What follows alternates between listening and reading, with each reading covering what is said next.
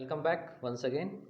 तो पिछले वाले वीडियो के जो लाइक्स और आपके व्यूज़ हैं, ठीक है, उन्हें देखकर ऐसा लग रहा है कि आपका डर अब बिल्कुल तरह से समाप्त होने वाला है। ठीक है, इलेक्ट्रिसिटी के जो क्वेश्चंस आपको डराया करते थे वो अब क्वेश्चन बिल्कुल नहीं डराएंगे। आइए इसी श्रृंखला में स्टार्ट करते हैं आज क्वेश्चन नंबर 3 के साथ में। और यकीन मानिए इन क्वेश्चन को आप ढंग से समझ लीजिए। फॉर एवर फुल लाइफ में आप इलेक्ट्रिक के सवालों से नहीं डरेंगे। ठीक है, रेजिस्टेंसों के जो क्रम है मेरे बनाए हुए मेथड से चलिए, कोई दिक्कत नहीं आने की। ठीक है, स्टार्ट करते हैं आज का वीडियो। तो क्वेश्चन जो आपको अपने सामने देख रहे हैं, इस क्वेश्चन में सबसे पहले वही प्रतीक चिन्ह ये किसका लगा हुआ है, तो आप समझ ही गए होंगे। नंबर ऑफ सेल्स यहाँ पर लगे हुए हैं, तो this is called the battery. ठीक है, बैटरी के यहाँ पॉजिटिव टर्मिनल ये है, नेगेटिव ये है, तो धारा यहाँ से फ्लो कर रही है, करंट आई यहाँ से फ्लो करा, करंट इसमें वही, ये आपका क्या लगा हुआ है, स्विच लगा हुआ। जैसे ही वो इस पॉइंट पर आएगी current, it is divided into 3 parts. ठीक है, 3 भागों में बट जाएगी, I1, I2, I3। Clear?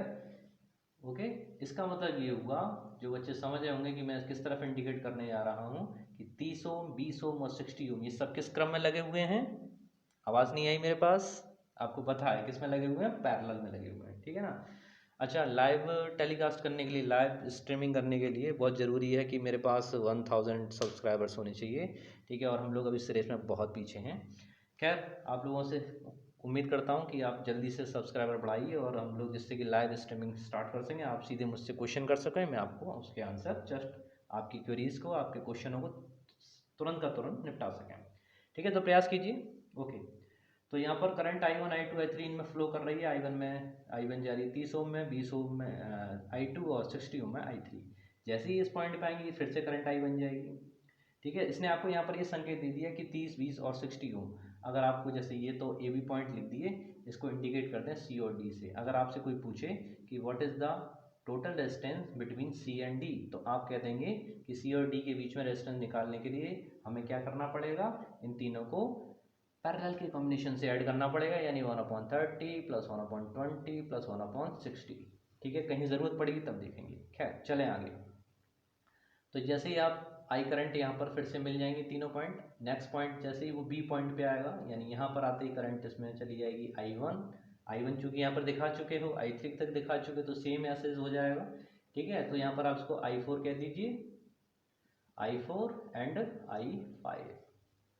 Okay, तो I4 40 में, I5 10 में। बाकी इसका मतलब ये होगा कि these are also in parallel combination, क्योंकि अभी धारा क्या है, बढ़ रही है, वापस करंट यहाँ पर आपकी आगे बढ़ रही है। ठीक है ना। तो कोई आपसे पूछे, नेक्स्ट क्वेश्चन वही कि 1 RAB कितना हुआ है, RAB के बीच में कितना रेजिस्टेंस लगा हुआ है, तो उनको आप जोड़ेंगे 1/40 प्लस 1/10 के मेथड से। ठीक है, तो कहीं ज़रूरत पड़ेगी तो उसके लिए हम पहले से ही ऐड कर लेते हैं। वैसे आप क्वेश्चन देख के चलिएगा। ठीक है, मैंने जैसे स्टार्टिंग में आपको बताया कि ये जो क्वेश्चंस मैं आपको समझा रहा हूँ ये टोटल हैं। ठीक है, इतनी तरह की बातें आपसे इसमें पूछी जा सकती हैं, तो आप प्रिपेयर रहिए इस चीज़ के लिए। इतनी सारी चीज़ें नहीं पूछी जाएंगी। टोटल रेजिस्टेंस पूछा जा सकता है, टोटल करंट पूछी जा सकती है, इंडिविजुअली हर एक में नहीं पूछा जाएगा। ठीक है, लेकिन हमें पता होना चाहिए कि अगर इंडिविजुअल भी अगर वो पूछे तो उसका आंसर कैसे निकलेगा।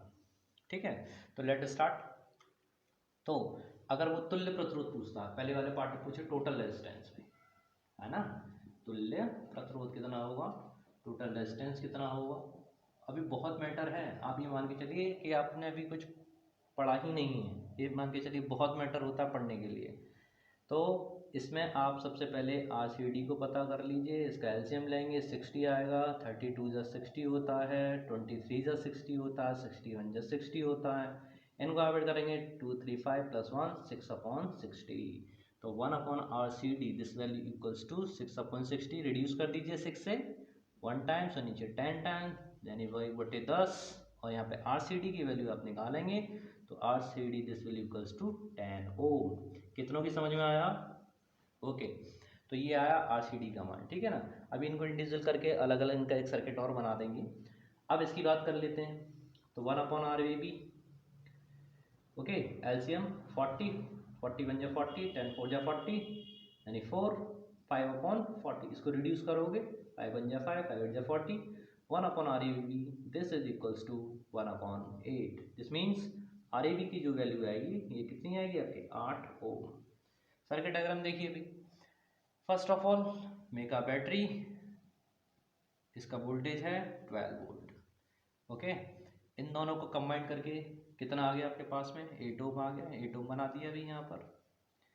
इन तीनों को कंबाइन करके अच्छा यहाँ पर एक कुंजी की लगा दी और इसके नीचे यहाँ पर क्या लगा दिया, एक ये आ गया आपका, ये तीनों का कंबाइन करके RCD की वैल्यू दिस इज इक्वल्स टू कितना, 10 ओम। ओके, अब करंट जो यहाँ से फ्लो किया, जो करंट 10 ओम में जाएगा वही इस पूरे में जाएगा, यानी इसका मतलब 10 ओम और 8 ओम किस क्रम में आ गए, आपके श्रेणी में आ गए, ठीक है, सीरीज में आ गए।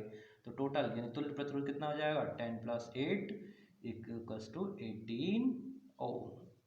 ठीक है, तो पहला आंसर आपके पास आ गया, तुल्य प्रतिरोध का मान पूछा जाए this will be equals to कितना होगा, ये 18 ओम के होगा। अब पूछा है आपसे टोटल करंट कितनी होगी, ठीक है, कुल धारा का मान, टोटल करंट I का मान, इसमें आपका फॉर्मूला हेल्प करेगा, V equals to I into R. I का मान निकालोगे V अपॉन आर, ठीक है ना। V का मान कितना, जितना टोटल है 12 अपॉन रेजिस्टेंस कितना, टोटल रेजिस्टेंस कितना 18, 6 से रिड्यूस कर दो, 6 2 जा 3 जा, 6 2 जा 12, 6 3 जा 18, 2/3 एम्पियर करंट आ गई इसमें, ठीक है ना। अब इंडिविजुअली अगर अलग अलग मान निकाला जाता तो हमको ये पता होना चाहिए था कि VCD कितना लगा हुआ है, ठीक है ना, इसके सिरों के बीच में विभवांतर कितना है भाई, ठीक है। तो इसको मैं इंडिकेट कर देता हूँ VCD, C और D के बीच में। इसी तरह से इनके सिरों पर विभवांतर यानी A और B की बात की जाए तो इसके सिरों के विभवांतर आप इंडिकेट कर दो VAB से, ओके ना। थोड़ा सा जटिल लग रहा होगा लेकिन बहुत सरल है, स्टेप बाय स्टेप चलते चलिए समझ में आएगा। तो इसका मतलब ये हुआ कि VAB को ऐड कर दें और VCD को ऐड कर दें तो ये बराबर होगा 12 वोल्ट के, यानी VCD और VAB के बीच सिरों पर जो विभवांतर है वो कुल विभवांतर 12 वोल्ट के बराबर होना चाहिए। तो सबसे पहले अगर आपको I1 I2 I3 के मान पता करने हैं या I4 I5 के मान पता करने हैं तो सबसे पहले आपको इनकी वैल्यूज निकालनी पड़ेगी, ठीक है ना। इनकी वैल्यूज निकालेंगे, कैसे निकालेंगे भाई, तो इसमें फॉर्मूला वही लगेगा V equals to I। Main formula यही है, इसको पकड़े रहिए और R की वैल्यू चेक करते चलिए या करंट को देखते जाइए कि वो किन किन प्रतिरोध में से होकर बह रही है, उसके मान हम पता कर लेंगे, ठीक है ना। तो देखिए चेकआउट करते हैं। तो VCD आपको अगर निकालना है तो आपको क्या पता करना पड़ेगा, टोटल करंट पता करने पे रेजिस्टेंस किसके बीच का लेना पड़ेगा, C और D का। CD का लेंगे कि AB का लेंगे, भैया CD के बीच में निकालना है तो CD लोगे, AB क्यों लेने लगे, ओके। तो VCD की वैल्यू पता करनी है, VCD this is equals to I, total current कितनी चल रही थी 2/3 इंटू RCD कितना लगा हुआ है, RC और D के बीच में कितना लगा हुआ था, RCD था आपका 10, यह आ गया आपका 20/3 वोल्ट, ओके। अब स्टेप बाय स्टेप चलते हैं, ठीक है ना, उसकी बात बाद में करेंगे। अब VCD के अकॉर्डिंग I1 I2 निकाल लो। तो अब दिखाई दे रहा है सभी को, देखिए दिखाई दे रहा, तो इसको साफ कर देते हैं। टोटल रेजिस्टेंस हम यहाँ पे साइड में लिख देंगे, वो आपको पता कर दीजिए। इसको फटाफट से स्क्रीनशॉट लीजिए और अपने पास नोट कीजिए। नेक्स्ट स्टेप पे आते हैं, ठीक है। तो उसको मैंने क्लियर कर दिया है, RCD के मान 10 ओम, RAB का इतना लिख दिया। अब यहाँ पर आगे देख देते हैं कैलकुलेशन में। तो VCD का जैसे मान हमको पता करना है, हमारा टारगेट है I1 I2 और I3 के मान पता करना।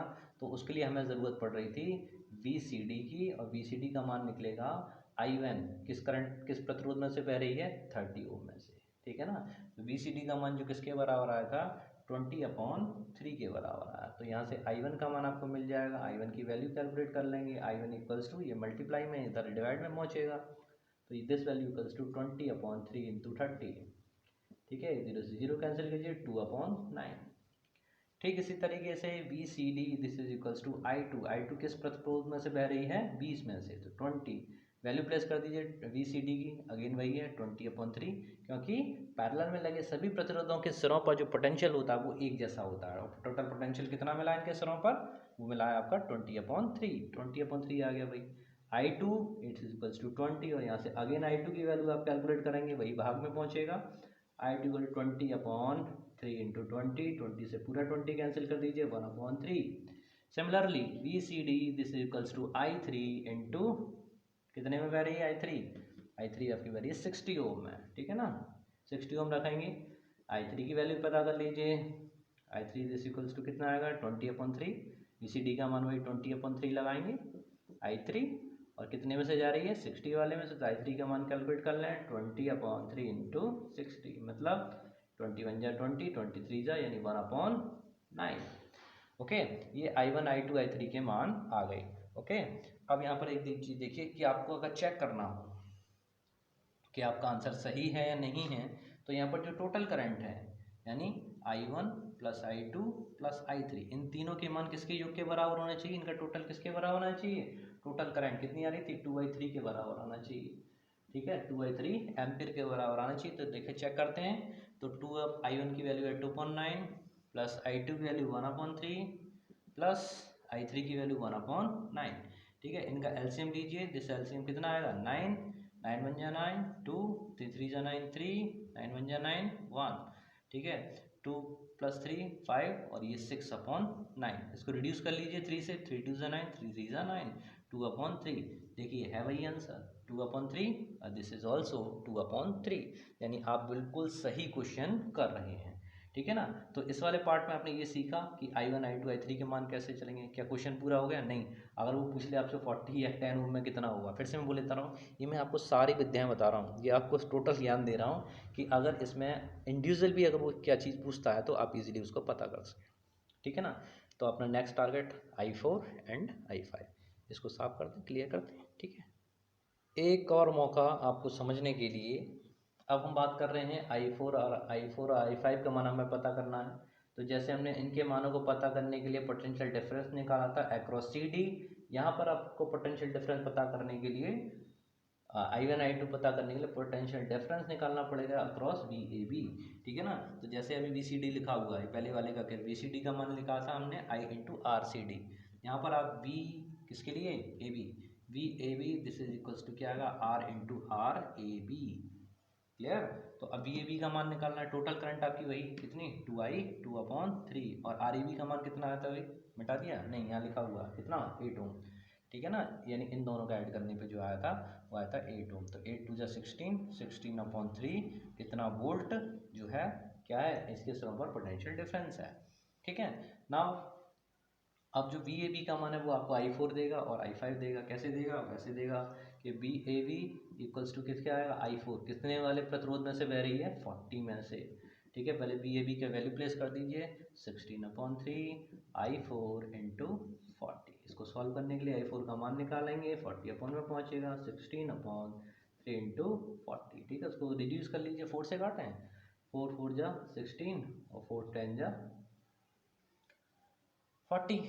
ठीक है, सही कर रहे हैं ना, 4 4 जा और ठीक है, और 2 से और डिवाइड कर लीजिए, 8 से डिवाइड कर लेते सीधे सीधा। ठीक है, ओके कोई बात नहीं। 2 2 जा 4, 2 5 जा 10, ये कितना आ गया 2/15, 2/15 आया। ठीक है, ये किसकी वैल्यू हो गई I4 की वैल्यू। मैं सेपरेट करते हुए लिख देता हूँ 2/15, क्योंकि भी चेक भी करना होगा। ठीक है, similarly you have to identify the value of I5। अब तक तो बता देना चाहिए भाई, लास्ट वाले स्टेप पे चल रहे हैं। अब तो सोच लो, बता दो कितना आएगा I5 इंटू किस वाले प्रतिरोध में से होकर बह रही है 10 में से। सबकी समझ में आ रहा है? ठीक है ना। अभी ना समझ में आया तो दोबारा से एक क्वेश्चन और बताएंगे। VAB की वैल्यू कितनी, वही 16/3, this equals to I5 into 10। ठीक है, यहाँ से अगेन I5 का मान कैलकुलेट कर लीजिए, तो 10 में पहुँचेगा 16/30 लिख दें, 10 का 3 में मल्टीप्लाई करोगे तो 30। ओके, अभी कैसे काटोगे, 2 से काटें, 8 से कटेगा नहीं, 4 से कटेगा नहीं, 2 से काटें, 2 8 जा 16 और ये 15 बार 8/15। ठीक है, तो I5 की जो वैल्यू आई आपके पास में कितनी आई 8/15। ठीक है, अभी हमें नहीं पता कि हमारा सही है आंसर, ये गलत है। ठीक है, हमें ये पता है कि I4 और I5 को अगर ऐड करें तो कितना आना चाहिए 2/3 आना चाहिए। Let check it. तो I4 प्लस I4 की वैल्यू प्लेस कर दीजिए 2/15 प्लस I5 की वैल्यू 8/15, एलसीएम आया आपका 15, 2 प्लस 8 यानी कितना 10/15।